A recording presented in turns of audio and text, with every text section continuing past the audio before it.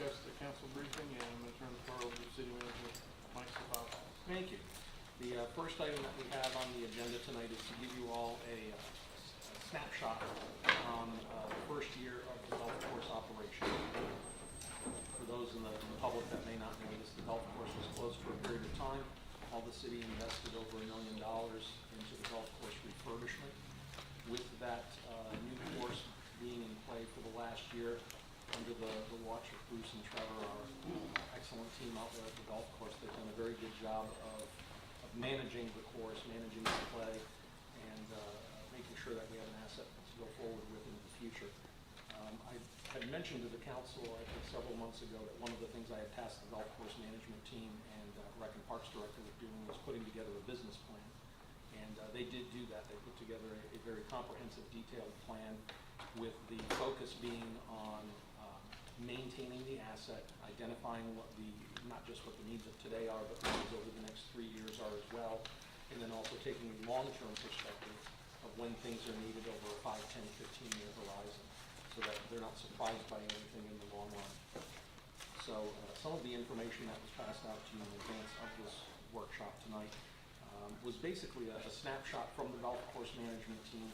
The numbers haven't been reconciled through finance yet, but with that being said, we're still fairly comfortable that the golf course made a good profit this year. And when I say profit, that's money that can be reinvested to the continuous maintenance and improvement of the course to make sure that the quality does not degrade over a period of time. So with us tonight, we have Jason Fatides, the Recreation and Parks Director. We have Bruce Muller and Trevor Hughes, who basically manage the golf operation as well as the course and its infrastructure. And again, we just wanted to have more of an open conversation and dialogue with you as to how we did after one full year of being open. We've got 12 months under our belt.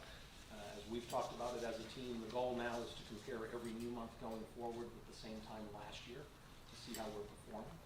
We know that there may be some hurdles in the future with regards to other local golf courses that are in the process of closing down for reinvestment in their asset.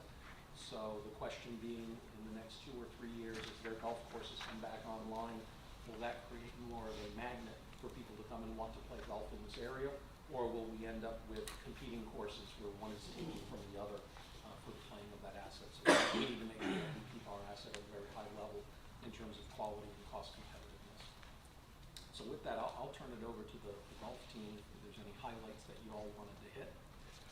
So I just want to emphasize what the city manager said. The numbers are not final. We're waiting for some accounting allocations, mostly non-operating, but overall this is pretty close to where we think we're going to be. One of the remarkable things that maybe is not highlighted here is the months of November and December. We had no revenue in October and part of November. So they would probably be about $150,000 more favorable than they are. As you can see, we significantly surpassed expectations. I just want to highlight a couple of things, and I'm going to turn it over to Bruce and Trevor for you. Our expectations were built on a budget of 42,000 rounds, and the way we got to that number was to look at what we did in 2017, which was 38,000 rounds. 6,000 of those were non-paying rounds, so that really left us with 32,000. So the jump from 32 to 42 was, I think, very aggressive on our part. And as you can see, we significantly overshot that. And that is largely due to the good condition of the course and the excellent work that you don't see in the numbers that these guys do on a daily basis, making strategic decisions. One of those decisions was to increase the rate in March. And it wasn't a significant rate increase in as much as the strategic planning in that rate move, where the guys changed some premium times to just produce those premium rates Friday mornings and weekends, and Bruce can go into that when he has his time. So overall, very pleased. Again, got to recognize the efforts of staff. Without these guys, I'm not sure much of it would have been possible. So Bruce is going to talk about, our plan somewhat. Trevor's going to talk about the capital improvements that we have coming up, and then we'll open up for questions.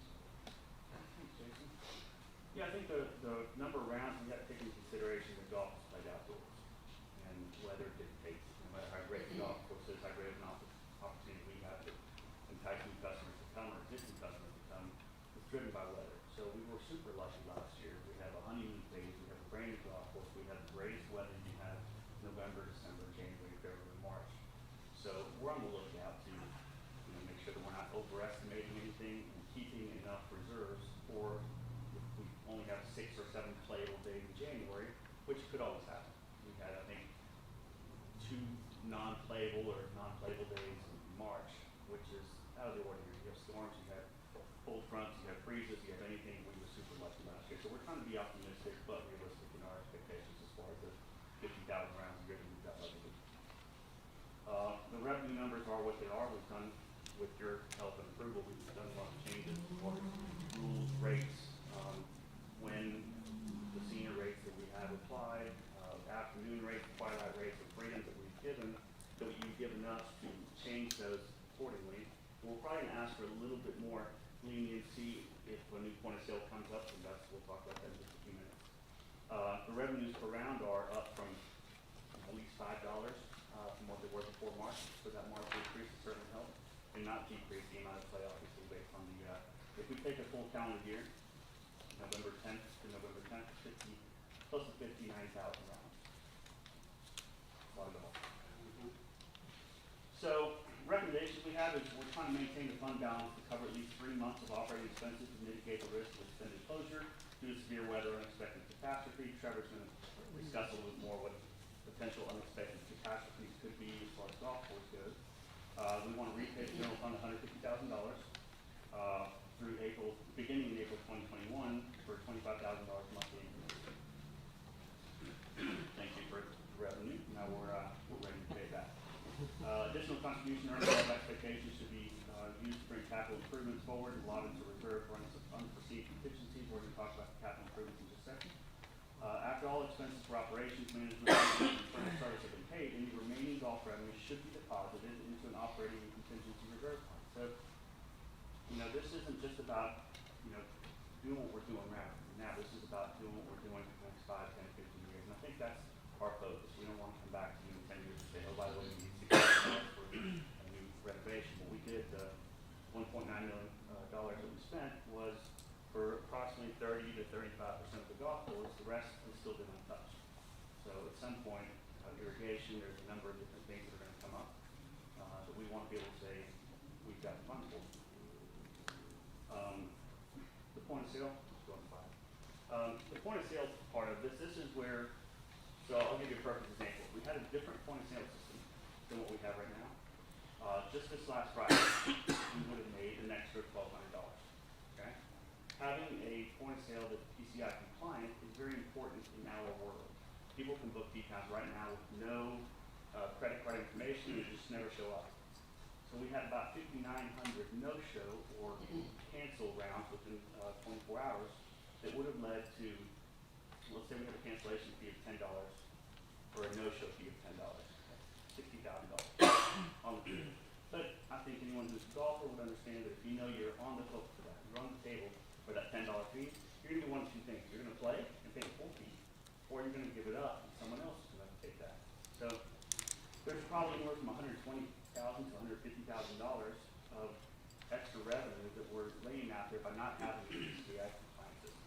We've allocated, we've done some research for some time now to try to get the best possible one. I think we've got one picked out.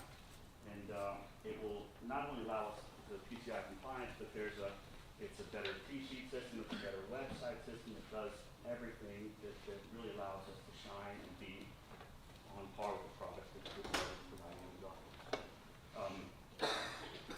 In addition to that, we have pricing that I think someone brought up at some point at a council meeting months back about, is that something we're interested in doing? So we basically set a floor And we set a ceiling on a daily basis, hourly basis if we want to, and it allows us, like an airline, to, this one's $2 more at this time for this customer. Once it goes up, it goes up, it goes down.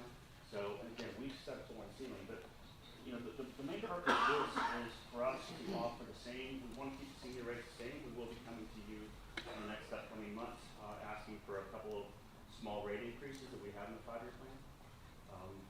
But I think the rate increases we're trying to come up with are finding ways to keep our local constituents paying a very low rate and make the out-of-towners, the people that are here visiting family, have them pay a slightly different rate. There should be membership, there should be ownership, there should be some sort of break that you get because you're a resident and constituent. So we're trying to work out exactly who that person is and trying to find ways to get more for them to benefit and for us to have a golf course that is viable and we can be proud of. Driving range. So we are in the process of the capital improvements we've done in 2020. The driving range is obviously a big part of it. We've gotten big quotes. We've got everything we possibly need at this point to decide. We want to have the cover on the driving range and make it artificial. We want to have lights. We want to have fans in the summertime. We want to have speakers installed. We're very excited about it. I think that will certainly put us in a different level from a lot of different golf courses that would be our competition in the summertime. And cover would not be good. Same when it rains, you mentioned weather. Right. People can't play because it's raining. There's a covered range, you might put, they said a couple of buckets of balls. So we're not going to lose that money entirely by having that, offer. Plus, it can be said when it's too hot as well. People don't like standing. Well, we actually did, one of the companies we're working with did an actual, this is what they do, so this isn't that out of the reach. They did a sun study. But they showed us at different times of the year where the sun would be if this cover is in this location, so we can kind of tweak it to make sure that we've got the cover located where we want it to be at different times of the year. Obviously, summertime being rainy. So that's it for me. Charter's got a few things to Can say. I ask you a question, Bruce? The delta on the driving range, the 12,000 under, what was the primary reason for that? The what? On your summary here, we're showing that we have 12,618 less than we budgeted for the driving range. Yeah, a number of different factors go into that. I think weather has a lot to do with it. We saw a drop from an average, if you want to know, 137 range bags a day in February. When it's supposed to be cold, that goes to show how great a weather we had. So an average of 70 in September, and we have longer days. So I think weather, the heat, does have a lot to do with it. I think we also worked out a deal with the sand trap to have them sell range balls for us after we closed. And they didn't stay open as long as we would have hoped they would have stayed open in order for them to maximize. We worked out a deal that they sold range balls at a slightly discounted rate, but we sold them to them at a slightly discounted rate for them to promote themselves and their operation.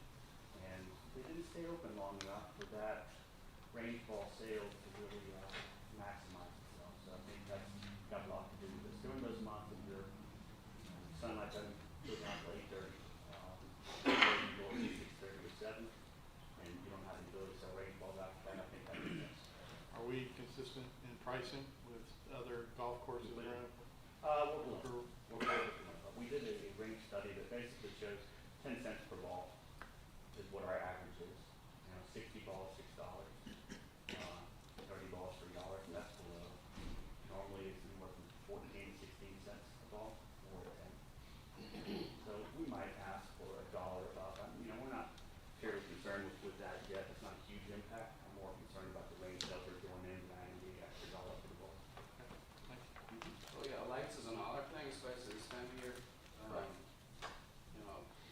The range is probably closing now, I'm assuming. People are getting off work, so. Correct. This time of year is crucial. If we had, if it was floodlight, there's extra revenue. We run it like 9 or 10 o'clock at night. But I wanted to ask you about the food and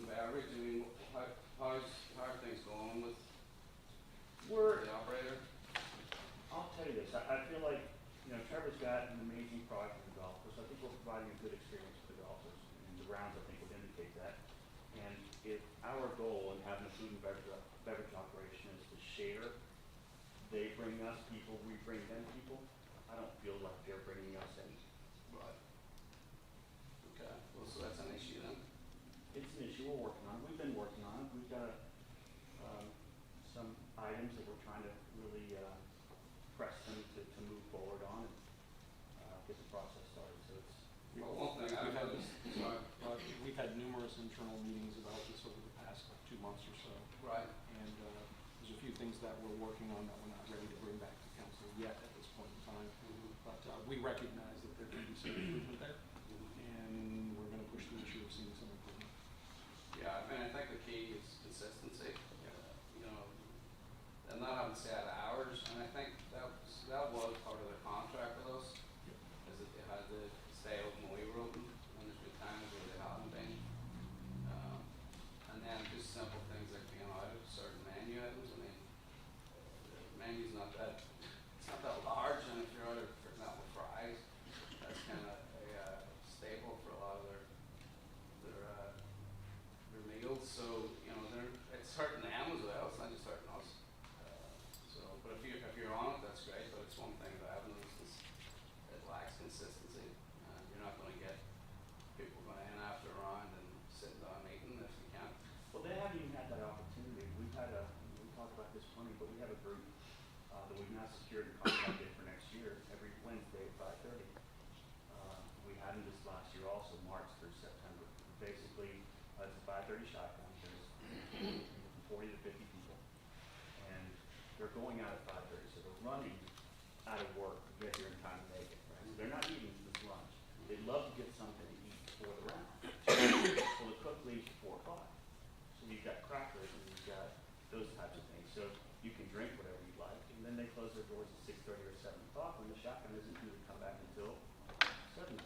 So we're telling golfers on the golf course, we're giving them a message that's not consistent with what we as a city, I think, we're trying to provide. So when they come back in off the golf course, lights are out. Yeah, So that's yeah, those are good messages. While we're on concession rental though, there's also a big variance on that line, and shouldn't that be a flat number? Is it, because there's a monthly Well, rental fee? we initially started for these by giving them a moratorium. We started, I think, the first 3 months with $1,000 and went up 500 for the next 3. So it wasn't a full 12-month at least where the budget was. They've also had some payment concerns that, number one, they don't pay what's due when it's due, they'll pay a portion of it. And when it comes to this budget in particular, it was just bad timing on when they actually paid their August, September. When they finally got caught up, it was into October. So that's why it's not reflected in this. So just to be clear, you're delivering 52,636 people to their front door and they can't make rent. I'm gonna go with 58,482. Just so the PCI compliance, is our T-sheet a third party or do we manage that internally? 'Cause shouldn't the third party be? Yeah, but they're not PCI compliant. There's very few systems who are that allow you to be, if they're big enough, NBC Universal, Comcast, they own Golf Now. That's PCI compliant. This one, Easy Links that we're looking at. In fact, Golf Now just bought out Easy Links because they lost so much business to them. They said, we're just gonna buy you. So those are the two main players in the game as far as PCI compliance. And how this could be used to tie us into the food and beverage operation moving forward is we could have them have a module set included in our price that we get to see exactly what they are. The system they have right now is not PCI compliant. The system they have right now actually requires their employees to use their cell phones on the golf course to swipe or scan, I think is how they do it. So this system could tie in the food and beverage module so they can, if somebody's on the 16th hole and wants a hot dog and a beer, they just go to the app, boom, pay on their phone, and their food shows up on their card. I mean, that's how PCI compliant. So when someone books a tea time right now, they don't have to put a credit No. card in. So there's nothing that, okay, We have nothing involved. that's no good. Right. And is there a penalty for the bank as well for not being PCI compliant? No. Processor? No, it's just, Credit card fees are normally higher. They are? They're not PCI Yeah. compliant. We use it like And- conservative, 25%. yeah, for what it's worth, I mean, this is, they did their due diligence when they picked the system. They had 3 viable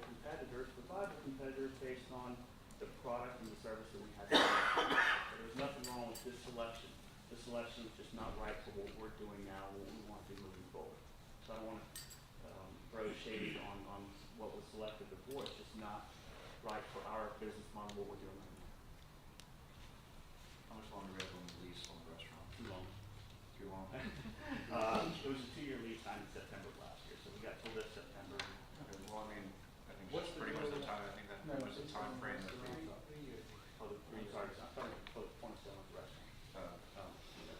well, I guess one I was trying to make is that's when the hotels and everything's gonna start opening, so I mean, And so with this new point of sale, it also has a module that links with whatever other, so for Margaritaville, if they're nice enough to allow us to have a link, those key times while they're here, we can charge whatever we want to those key rates significantly higher than what we charge our local constituents to help us get these numbers to what we need them to be and not, insult our local guys that are paying the same exact. sure. Well, and that number for the concessions, did we not also give them 50,000 to? We gave them 18,000. Was it 18? We agreed to give them max dollar for dollar up to 25,000, but they're only producing the invoices for 18,000. Okay, I'm not sure. So, as far, because it sounds like it's not working, and for some we're tied into this contract, what constitutes a breach? That's my question. Has the city attorney been involved in this? There are, city attorney's been involved, and, you know, again, without getting too much into the details, these are all things that we've been looking at from the staff perspective.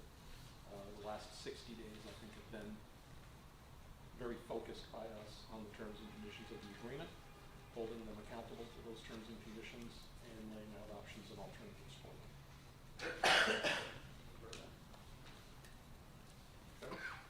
We do have, most of the capital requests, capital improvements that we had this year, we've talked about before. Some of the car paths, some of the unintentional consequences from the construction, not knowing the history of the club, or some of the dump and landfill areas exposed to blast. We're gonna come in and we're gonna, mitigate those areas, remove glass. We're still looking, whether we'll grass these areas, whether we'll just cap them. But those are things that we're gonna work through. There's still a few pieces of equipment we currently mow with 2 pieces of equipment that are 17 and 18 years old that are daily use items. We're gonna look to replace them, one this year, one next year. But on a really exciting note, we did approach the Jacksonville Tree Commission. And we requested 156 trees, and it was approved. $200,000 worth of trees. It's got one more step to go. It's already been approved by the tree commission. Now it goes to the mayor's budget committee. But when that gets approved, I mean, they expect us to start planting trees in the next 3 to 5 weeks. And So- these aren't just little trees, I mean, No. they're full on, they're good trees. Yes, they are. So that's impressive. One of the other things that we're working on is although the renovation was tremendous and it really helped put our feet on the ground, it really did only touch a small portion of it. So our goal, we've come through and where we have band-aided and breathed life into the irrigation system, which was non-functioning when I got there. We've done a massive improvement. What we're going to do is that we put on the business plan in 15 years to be able to redo the entire course again in 15 years. Greens, which is what we redid, their expected life is a 10 to 20 year range. So we wanted to get the most we could out of the current greens field and still limp along our 1984 irrigation system that we're using on the rest of the property. So out of the 85 acres, which is golf course, only 3 acres got re-irrigated. So the other 82 acres is all 1984. Luckily, we have a fantastic staff. We have one guy that actually is an irrigation installer, was his previous profession in golf courses. We have another guy that's a landscape, has a degree in landscape design.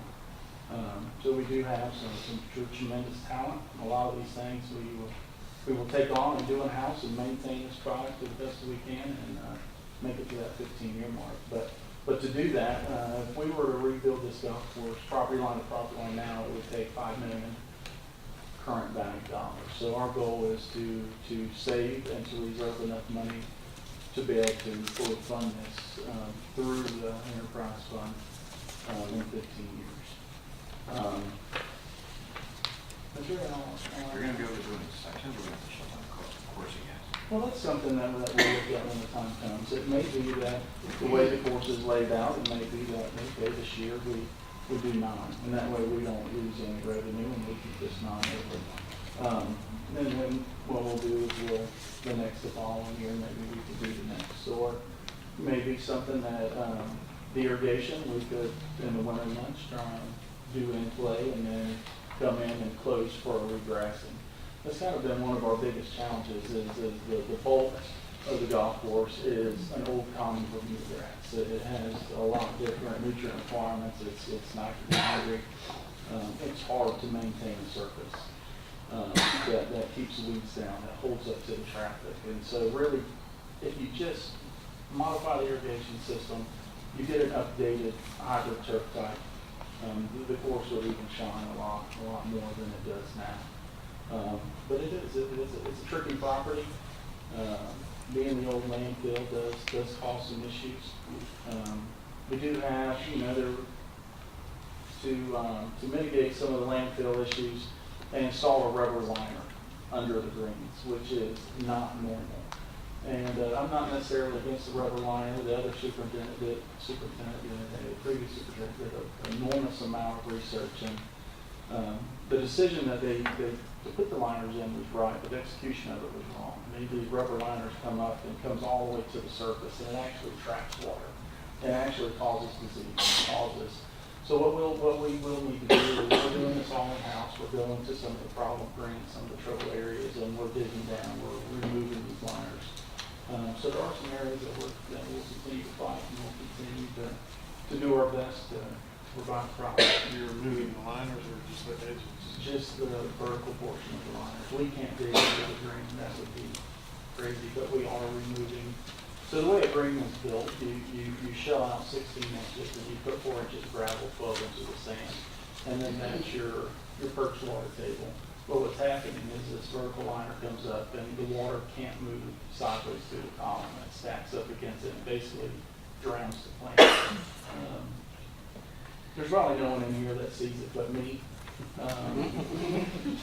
But it's an issue that if I took you out there and was to point to it, you would instantly see it.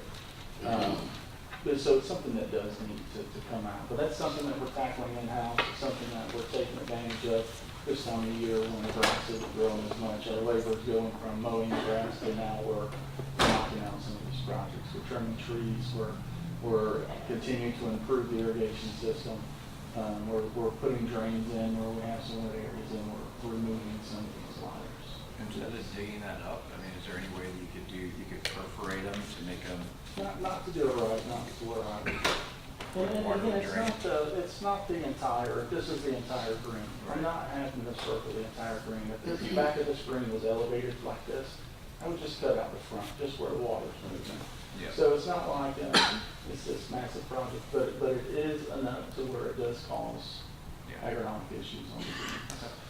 Well, they did not redo all the green last year.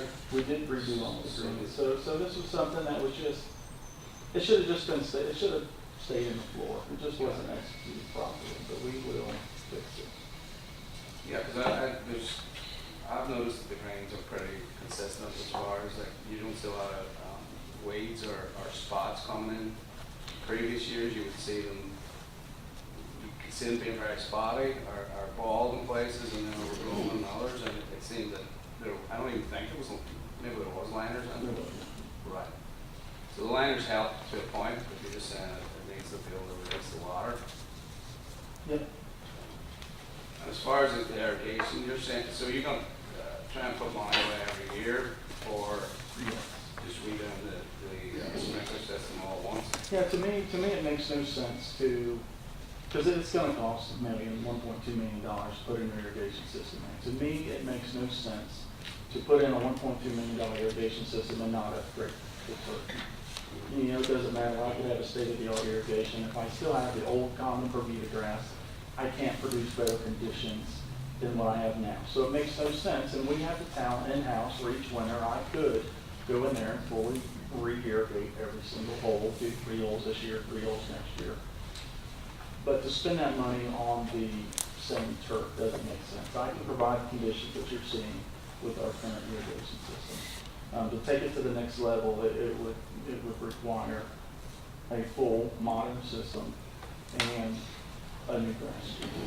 Is the water quality, has that improved? No. It hasn't? No, but what we've done is we've made different applications, and it's been a huge learning and growing for me. When I first got there, the water was bad. It was hard to make the grass turn green. And I have got to help some of the biggest and best universities in the country. NC State's come in, Florida's come in, Penn State. We've gotten a lot of help from a lot of different PhDs, and we finally come up with a plan that it just gets really expensive if you treat the water, and you don't make that big of an impact. So what we're doing now is we're treating the soil to mitigate the negative effects of the water. So we've Just worked still on- really brackish? Wasn't that the issue? It was too Well, much salt? we fixed one of those issues. When I first got here, as you guys know, the big ditch that drains through the golf course, that ditch is tidal and goes directly in. When I very first got to the property, the irrigation outfall box, the structure, was destroyed. So every time we would get a flood tide, salt water would just backfeed right into the irrigation pond. Well, we fixed that overflow structure and we stopped salt water from coming in. So our water is better. I did take a water sample in the fall, and it came back that it is unsuitable for irrigation, seek alternative sources.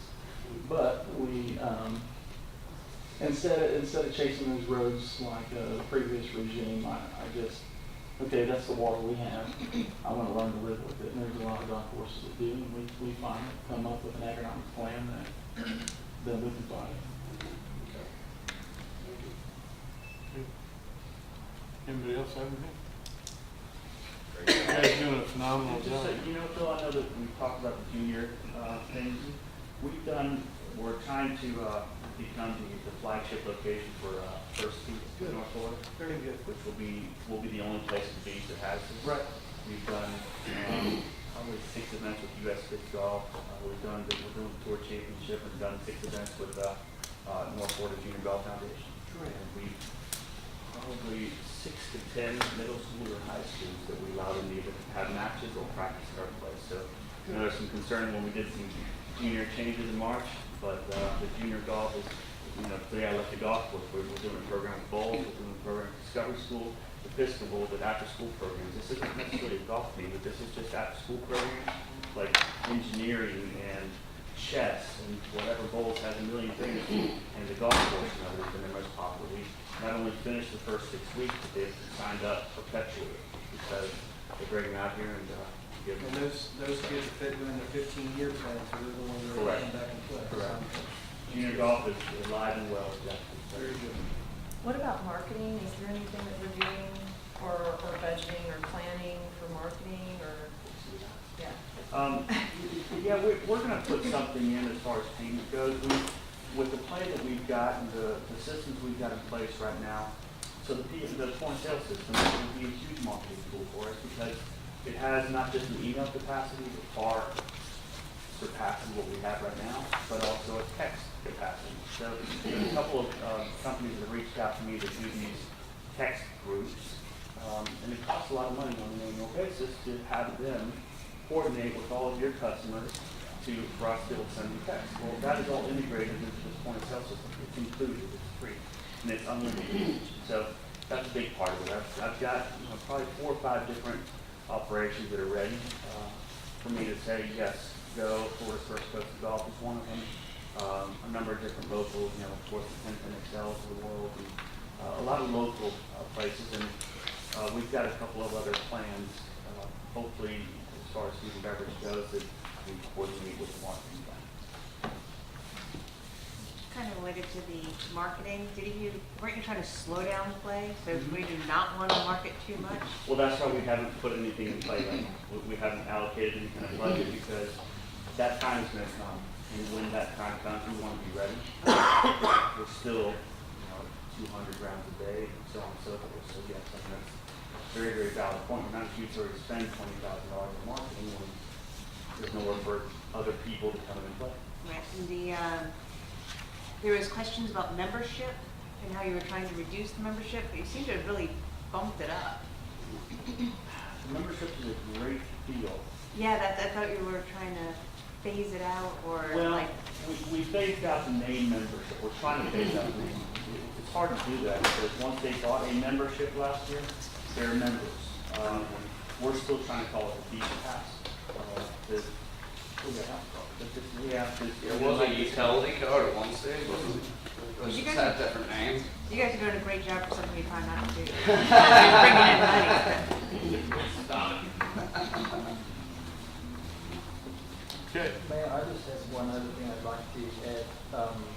You know, again, all this doesn't happen without these two guys. I can't speak highly enough of them. 2 years ago, Trevor was nominated Superintendent of the Year for the region. He has been nominated, they'll know by voting sometime this month, but Bruce Moeller has been awarded the Executive of the Year by the North Florida PGA Association, which is a big deal for us. We'll be supporting him and hopefully Trevor at a dinner on February the 3rd. Excellent. Well, we're certainly honored to have you on our team.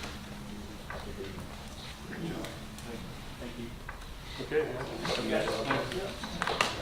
We need to get the city attorney.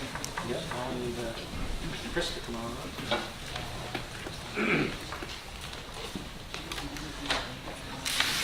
This next item is really going to be more for the city attorney to walk you through some of his legal thinking.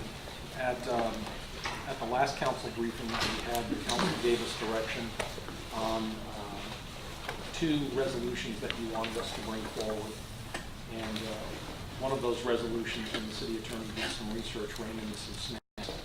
And while he did send out some information to all of you via email, we thought it best if he actually took some time to actually walk you through what those issues were. Chris, before you start, I just want to make sure we're all in agreement. We're going to be time certain on the meeting end at 6:50. So that it gives everybody an opportunity to go use the facility. Okay? Mayor, let me just quickly mention everything that Trevor just offered to the council. Just last year, I represented a local government that paid $2,000 approximately extra fees for all the things that Trevor knows and just shared with the council. On this issue, the general direction the council gave me the last briefing was to prepare 2 draft resolutions. One essentially that would state that the Lakeside Drive gate as a common would be permanently closed with the concept of a new electronic gate being reviewed by staff and contemplated as being installed. The second resolution would be the same set of conditions, but that there would be a low-speed vehicle or LSV lane or path that local residents could use. So I looked into People in the back in here. So I looked into the conditions that exist or that could exist or must exist with respect to using a low-speed vehicle. So the Florida statutes actually state that a low-speed vehicle may be operated only on streets, and it's where the posted speed limit is 35 miles per hour or less. But the key elements of what the statutes state are that low-speed vehicles may be operated only on streets, and streets essentially are open for regular public use of vehicular traffic. So in both circumstances of the theoretical low-speed vehicle path, it is not permitted, it's not allowed by the statutes. So the entire Nocatee community has a low-speed vehicle sidewalk with stoplights that everybody uses. The entire community has that. Yeah, the statutes don't state that a path is a permissible travel area for a low-speed vehicle. It's specifically says that a low-speed vehicle may be operated only on streets. And then if you go to the statutory definition of a street, it doesn't match what that would have to be. And the concept that I gathered from the council was that there would be a path that would be outside of the perimeter of what we now know as the paved area of our parcel, and outside of the gate, of course. And then also, based on what the council's direction was at the last briefing, the gate would be permanently closed, so therefore the street, the paved area wouldn't be open for regular public use. So it doesn't fit within the statutory definitions. So the statutory definition says you can't operate them on a street where the speed limit's greater than 35. Right. Where, what other research did you find that says they can't be operated on anything else? Because I know any speed limit greater than 35, you can't drive up on it. And I know that's what the statute says, but where does it say excludes, for instance, the Nocatee community and what they have in the community? What language directs you to that opinion? Well, it doesn't direct me to that, but what directs me to the tight restriction is that the statute that says operation, that's titled operation of low-speed vehicles on certain roadways, it's a restriction that's stated in the statute, as it states that the operation of low-speed vehicles on any road is authorized with the following restrictions. And then the very next sentence is part 1, which is a low-speed vehicle may be operated only on streets. And then it goes into the portion of where the posted speed limit is 35 miles per hour or less. So when That's it all says, one line? yeah, that's all in one line. Yeah. Right. So to find what the street definition is you just go to a different statute. And a street is the entire width between the boundary lines of every way or place of whatever nature, when any part thereof is open to the entire public for purposes of vehicular traffic. So reading those in conjunction with each other, there's a strict restriction for the operation of low-speed vehicles. And it's restricted to on the streets. Yeah, so this follows on that it also covers pedestrian and bike path, and that's what's been in the past. There's been a pedestrian and access for people on bikes and strollers and whatnot. So are you saying we can't do that as well? Are you looking at the memo? Yeah, part 9, it says, a quarter jury declined the city knowingly created and allowed the public to use a known dangerous condition, LSV pedestrian bike path that is not authorized by Florida law. Right. Yeah, because it doesn't, the statute with the way that it reads, it says it's restricted to the following use. Right. So there's no other area that the low-speed vehicle statute provides for operation of low-speed vehicles other than street. And so in transportation code and other areas of the Florida statutes, there's many, many definitions of street, highway, roadway, alleyway, and all sorts of vehicles. But when you have a statute that specifically says may be operated only on streets, and that's the explicit restriction that's stated, I would be expanding the statute if I were to say streets, roads, paths, sidewalks, pedestrian walkways. It doesn't state all of that, but the statute provides definitions for all of those. So I can't read into an explicit restriction for the area where a low-speed vehicle can be operated or authorized to be operated beyond when it says only on streets. Can you read the full line again? Sure. So the statute opens with the operation of low-speed vehicles as defined in statute 320.01, or a mini truck as defined in statute 320.01, on any road is authorized with the following restrictions. 1, a low-speed vehicle may be operated only on streets where the posted speed limit is 35 miles per hour or less. Right, so I don't think that, I just don't read that as a restriction that they can only be driven on streets. I don't take that read that as an interpretation. I read that it can't be driven on a street with a speed limit over 35, but I just know that there's too many golf cart communities in the entire state that don't have golf carts operating on streets for that to be the restriction.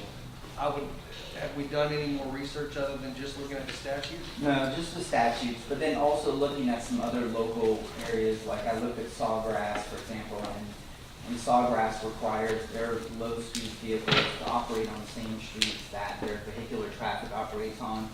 And I know it's a private gated area, but the low-speed vehicles there must drive on the same travel lanes, which are essentially their roadways, and they must also, so they utilize it from curb to curb, same travel lane as the vehicle traffic, and then they must also go through the gate, and then they have pedestrian and bicycle walkway. So I haven't looked at all other types of neighborhoods that potentially have that. A different type of setup for low-speed vehicles as, a pathway where it's also shared by pedestrians and bicyclists. I'm not comfortable just shutting the door on that and voting tonight based on limited research, just looking at the statutes, knowing with how Nocatee is set up, they have a crosswalk where they push a stoplight button and they cross their golf carts and it actually has a picture of the golf cart, and they cross the street and drive down the sidewalk, and the entire community is built that way. Are those street legal golf carts? Right. So that's what everybody drives their golf carts on. So I just find it it's hard for me to say that, or comprehend that entire community is operating outside of the law. Golf carts are definitely defined differently from low-speed vehicles, and I didn't spend time to look into golf carts, operation of golf carts so much, but they're definitely defined differently. And as I said, there's a statute that's carved out specifically with low-speed vehicles and the way that low-speed vehicles are defined. But I can do further research on operation of golf carts. They have a definite definition than a low-speed vehicle. I think it needs to be a low-speed vehicle just because they're going to be operating on the street. We're just talking about driving through this 20-foot path to get from street to street. Yeah, if you notice any exemptions, are there any exemptions in the statute, or is it?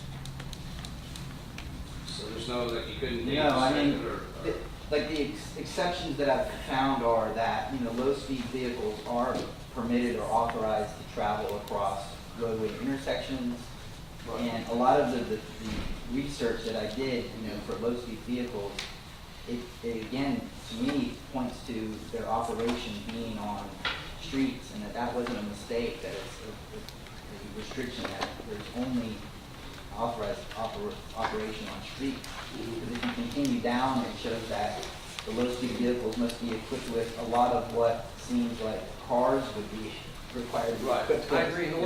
In order to operate them on a street, it has to meet those parameters. And you can't drive it on a street with a speed limit greater than 35. Mhm. Those are all restrictions. I agree with that. I'm not sure that goes as far as to say that they can't be driven on anything else. It's just like for me. But it might be a moot point if everybody else, my colleagues, we're going to vote for no LSV lane, then it's a moot point. So I think I'd welcome your all's thoughts on tabling it versus not. If mine's made up and I'm the only one that wanted an LSV lane, then it's done. Did they do something creative in Nocatee where they withheld the right of way to where some of it is privately owned by the original developer, and that the right of way that they gave to the county is just they separated it to where the low-speed vehicles aren't driving on the city right of way unless they meet this, but they could designate their own area for the path. Is that private? I have no I mean, idea. I guess my question is a path right up against the roadway? No. So then there might be a different ownership of the right of way of that, and they might be able to have their own, then it would oversee, then it would surpass that to where you can obviously drive a low-speed vehicle on private property, however you would want to. Well, part of the other requirement for operation of low-speed vehicle is not only all of the equipment, such as headlamps, stop lamps, turning signals, seat belts, windshields, but also that the operator of the vehicle must possess a valid driver's license. So it's very different from a golf cart, where operation of a golf cart may not at all, require a valid driver's license. Again, that's what convinced me that it was pretty exclusive operation on streets only. So I didn't want to stretch that when I read the full statute showing that the low-speed vehicle is equipped similar to a typical vehicle, a valid driver's license is required for it. I read it as a strict restriction that it can be operated only on streets. I didn't want to expand my interpretation of that statute with respect to being able to operate it on pathways. And if I can chime in, since you all started the conversation here, I went and did a couple quick checks with regards to St. Johns County. They passed ordinance number 2018-42. And in 2018-42, they referenced two other sections of state statute, 316.008 and 316.212. That is something that the city attorney may want to go and take a look at, because it does look like there are some allowances, but there need to be findings by the local municipality in order to move forward in that direction. In other words, there needs to be a determination that golf carts and pedestrians and bicyclists can interact safely, and there needs to be a finding by the local body to that effect. So those are two sections that we may want to do a little bit more research to. We need to remember that there's a strict distinction between golf carts and low-speed vehicles. Well, I think, yeah, we should just deal with those street vehicles. Golf carts are not permitted on any of our roads. I'm aware of, well, There's a Yeah, whole, and the ordinance that St. Johns County passed Yeah. appears to be specific to golf carts. Right. It's not to low-speed vehicles. So there were some allowances that were made, but they were for golf carts. yeah. well, yeah, There's a separate statute on operation of golf carts on Yep. certain roadways, and then operation of low-speed vehicles on certain roadways. So again, I can research further with respect to both operations, other areas that allow operation of golf carts and operation of low-speed vehicles and under what conditions, to explore how if they're getting away with it, or if it's just golf carts. Because if it's just golf carts, then a little bit like, I would say it's a little bit like what Councilmember Nichols is saying, is that, for example, the statute for golf carts may be operated by a 14-year-old. But it's clear that operation of a low-speed vehicle, based on the statute, can't be by a 14-year-old, because you're required to have a valid driver's license. So they're treated differently in many other ways. I mean, the statutes are 2 or 3 pages long. I would suggest that you research more just the low-speed vehicles. There's no need for the golf carts because they can't go on the roads, and the whole purpose would be to get onto the road. So push golf carts aside. Only low-speed vehicles, and if and where they are allowed to operate in other places in Florida other than roadways of less than 35 miles per hour. So look at Nocatee, and I guess all the elderly villages, things like that. Are they low-speed vehicles? Are they golf carts? All of that stuff. And so this way we'd have a better assumption of, they can operate on roads going where that have speed limits more than 35. But can they operate elsewhere, even with all of those pieces? So even though I know the statute notes that only operate on streets, and the definition of streets, I don't know if there's case law, because this is becoming a more popular thing. But I would say just a little bit more information would help, especially clarification as to whether it's low-speed vehicles or golf carts that are driving, zooming around everywhere throughout Florida. I guess if it's zooming, it'd be a low-speed vehicle, not a golf cart. Well, and I think that they might have been planned and intended as, I mean, we can find out what the actual truth is, but they might be golf cart paths that are just being used by low-speed vehicles, and nobody's really. Right, and that would bring a whole bunch of light. No, that might, right, and that might be the case. I just, for purposes of us voting tonight, I would rather have that information than just X that option out. Because I don't think we have enough information to just X that option out at this point. Well, I think we're only voting on one thing tonight, right now, aren't we? On one resolution tonight. I think there was just one in the packet, right? Only one of the two was provided because of the issue identified. Right, yeah. Right, Yeah, we're not addressing the low-speed vehicles, Yeah. right? But we No, we asked were. originally for two, so we've only got one. And My, my, sorry, my suggestion would just be that we would table it for further clarification. But to your point, I mean, if the majority of us aren't interested in pursuing that, then we just spend the vote. I would like to say that 2 weeks ago when it came up, I thought this was an interesting idea to pursue, but my vote was not contingent on there being a low-speed vehicle access. And I think that in the interest of everybody who's put a lot of time and energy into this, I would prefer us to vote on this tonight and then continue to research this issue and see what the favorability is on both sides of the gate for something like this is as well. Yeah, I'd agree. Yeah. Because if we decide to add a low-speed vehicle in, we can do that in the future, Yeah. but this puts the issue to bed, the gate issue. Well, and we've got, still got a few months as well before it's completed, so gives us some time. But yeah, I definitely think we need to make sure that it's, we have it codified correctly as far as what is permitted and what isn't. Because that could just take it out, we might have to vote on it anyway if it's not permissible.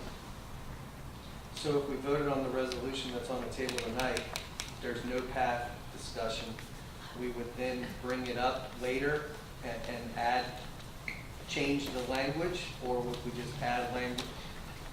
would it be if you were with further research with respect to the restriction of streets or whether low-speed vehicles can be utilized in any other way, we could amend in the resolution by amending it, if you'd like, to add the operation of low-speed vehicles in whichever condition it is that the council discovers would like to have, permit low-speed vehicles to be used. Yeah, I would rather just wait. And I feel like I'm not in the majority, that's fine, but I'm not gonna, I would rather wait and have a resolution one way or another, not pass this temporarily to maybe amend it down the road. I don't agree. I would agree with tabling it, and I think that there are people in the community that don't feel they've had a chance to speak on the issue as a whole still, and I'd like to keep that open to where they can come speak on that. I'd see this as, I would be in favor of not tabling it, voting on it tonight because it has to go through 2 readings, and I take it by the next council. No, This was not. it's a resolution. Oh, it's just a resolution, never mind, take it back. Let me just remind the council that the only way that a low-speed vehicle could be utilized under the board's current general consensus is that it operates only on a path. It can't operate on a street because the gate will be closed to all general public use. So therefore, the only operation across the city's parcel at that location would have to be on a pathway. It wouldn't be a road or a street or any of the other typical definitions where vehicular traffic is authorized. So it would be strictly limited to that sort of scenario where you see golf cart uses on golf courses or maybe golf course communities. Because the gate would be permanently closed, therefore the street would be permanently closed to public vehicular traffic use. And outside of that boundary of the path or the street is where the path would have to occur. So you can envision where that would. But we would still consider creating a path for pedestrians and bikes and stuff alongside of that, so they don't have to we would still consider doing that, and just not, Well, that's just our- not doing the, I think that's our not doing place. designated for low speed, sure. or not intending it for low speed vehicle usage. Right, that's how it is at the minute, or if the gate was closed, I think Yeah, we've like been, do we've something been able, nice there. right, we've been able to get through, with the bikes and pedestrian. I don't think the current resolution proposes that. Right. Well, No This is alternative. just zero. zero. Yeah, This is zero. nothing. Correct. I don't, And I don't think that's. So is the current cut through, or that area we're talking about, is that just something that's happened just because the residents are using it, or is it designated a path? It was designed that way. It's been It's designed. designed as a pedestrian and bicyclists pass through. They can Okay, get so through. it's something that we maintain, and something that, okay. I mean, I'm thinking of something more like when you're going into Neptune Beach and right before Lemon Street, through that area where you have the two walk-through areas, just like one, something like that. Yeah, the planners on it, something like Yeah. that, yeah. So under Florida statutes, it states that a low-speed vehicle means any four-wheeled vehicle whose top speed is greater than 20 miles per hour, but not greater than 25 miles per hour. So part of my hesitation to drafting the alternative resolution was that, based on my reading of the statutes, was that you would conceivably have a low-speed vehicle on a path, not a street, at which the low-speed vehicle may be operating at 25 miles per hour lawfully, and that there may be pedestrians and bicyclists there, where we have a four-wheeled vehicle operating on a pedestrian and bicycle path at a rated speed of 25 miles per hour. So I was hesitant to offer the resolution at this stage within the past 2 weeks of the research that I was able to do, to prepare a resolution to that effect, which would essentially authorize that to occur. So I would want to dig deeper into all of that, the statutory restrictions, limitations, authorized speeds, areas where it can operate before I drafted such a resolution. Has the staff had an opportunity to look at what kind of options exist for remote operation again? We've had a couple informal conversations on it, but we're waiting to see what formal direction is provided to us by the council. I'm primarily interested in costs. You know, if we had something that was operated by the remotely from the 911 operator, and it costs $50,000 or $100,000 versus a keypad for $10,000, but now you've got people having to memorize numbers and all that. And we've talked about everything from as complicated as a system going all the way to dispatch, as you just described, to as simplistic as a Knox box, which is predominantly used by public safety personnel for access into private areas or common areas.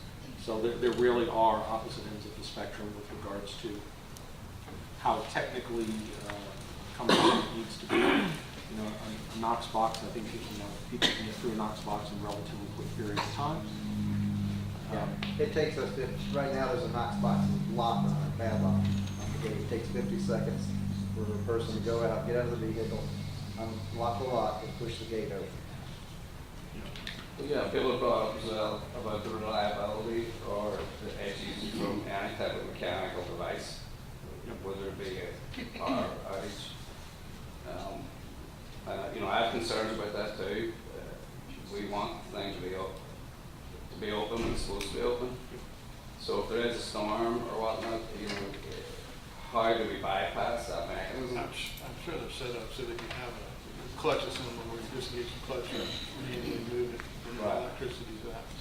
Like your, Like a garage. like your, yeah, like your garage Mhm. door, when the electricity goes out, it's still open. Right. But so that'd be easy enough for the fire department or the police to open. That's fine.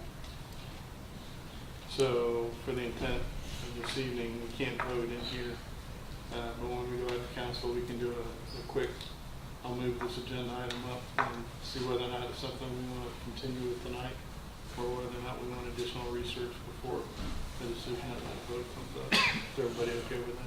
I was under the impression that we could do one thing and then come back and do the other, later, after we were able to do more research. So I guess I don't know why we couldn't do Well, we can one. discuss that Yeah. as part of the process for the program. Anything else that we need to talk about for this? Because we're pretty good time. We've still got a few minutes, and I just wanted to give you, if you're done with the gate, I've got one last item to just bring you up to speed on real quick. Okay. We've got Commander Mark Evans here with us, and just wanted to give you all the heads up on a change that we're going to be making with regards to extra duty police officer pay and the billing rate that we charge to different businesses for those off-duty officers. One of the things that we've noticed is that our rates, first and foremost, are not in line with some of our surrounding competitors for providing those off-duty officer rates. And then we've also got an issue where there are particular assignments that we're having difficulty filling with our officers. So one of the things that the police department has done is to actually go out and survey the different establishments in the downtown area, which is predominantly where this issue is occurring, to find out, whether or not if we adjusted our rates to try and get more of our off-duty officers to participate, if that would be amenable to the local establishments in the downtown area. The overwhelming majority did support paying more for Jack's Beach officers rather than us having to go to the fallback position of having JSO and provide support within the community. So with that being said, there's a new rate structure being proposed by the police department whereby any of those off-duty assignments that are related to COP and SRX licensed establishments would have a higher hourly rate for those officers than it would for other events. So in particular, the hourly rate for an officer would go from $45 to $75 an hour.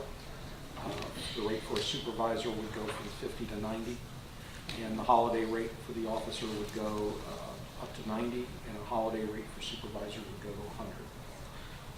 As we found out with some discussions with JSL, how they operate, it sounds like they have some mandatory requirements of a minimum of 2 officers with each assignment, which automatically kicks them into a $90 per hour situation. And some of their fees are actually negotiable, which also surprised us a little bit. So the rates that we're proposing would go into effect on December 5th. And we're going to see if that works as a means of getting our off-duty officers to take some of these assignments. If we have pushback or we find that it's not working the way it's intended to work, we can always come back and adjust those rates accordingly. But we wanted to let you all know that this was a direction we were going in case you started to get calls from the establishments, so that you can know this was an administrative decision between the police administration and City Hall administration, that this was the next step of what we needed to try. What's the pricing again? 45 to 75 and then super? Or The supervisor goes from 50 to 90. These just went up 2 or 3 years ago, from 35 to 45. And the supervisor, only the supervisor is required. was that 2 or more? 3 or more. And then holidays, sorry, what are the holidays? Holiday for an officer would be 90, and holiday for a supervisor would be 100. Thank you. And I researched approximately 12 different jurisdictions, police departments, and our police department was charging lower than most of them. And you said this is for SRX and For, COP? for all COP and SRX alcohol licensed establishments. What about for festivals? Festivals do not fall into this category. We broke it out into 2 tiers, so for all other establishments and events, including festivals, it sticks with the 45 for the officer, 50 for the supervisor, 55 for the holiday officer, and 60 for the holiday supervisor.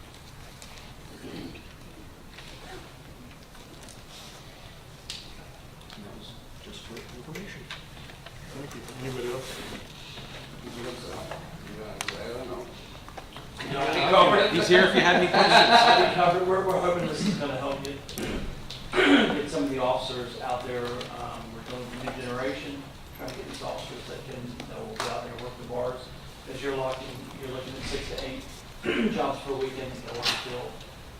So you know how that, you need these officers down there doing the work. You can't mandate it to work, it's all off duty. We didn't affect the special events. especially with the holidays and stuff like that, because one, we don't have special events on holidays, and our special events, they fill up, our officers take those shots. But it's mainly the nighttime of our job that we not get filled. And as a result, we all, the bar owners, the patrons, and the officers, we need to get those officers. We need to do what we can to try to get those officers down. What's the minimum hours? 3? We would not have proceeded in this direction if we did not feel that we had the majority, if not overwhelming support of the businesses in the downtown area to move in this direction.